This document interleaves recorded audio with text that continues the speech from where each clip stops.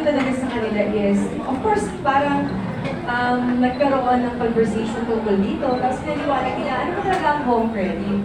So parang nagkaroon ako ng interest dahil yung kanilang vision and mission sa kapwa Pilipino, eh gano'n na lang yung pagiging dedication, yung dedicate na parang, gagawin namin ito for the Filipinos. So doon pa lang, sabi ko, ay, medyo compatible kami sa mga gusto namin mangyari. Kaya parang sabi ko, ay, gusto ko yung sumunod.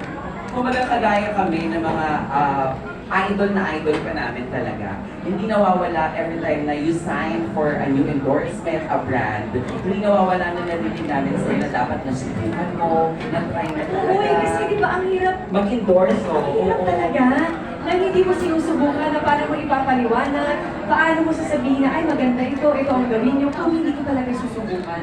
So palaging humol ko yan. Ano ba, kayo din kasi mas na malalim. Dati parang, ay, kailangan ginagamit ko. Ngayon sa home credit, iba. Kasi eto parang, anong kaya mong extend para sa mga mahal mo sa buhay? Anong kaya mong extend dun sa mga taong gusto mo ko, na parang, ay, kailangan malaman nila ito, parang ikagaang ng buhay nila, kung mayroon man sa pinangangailangan. At isa sa pinakamaganda yan, kanina,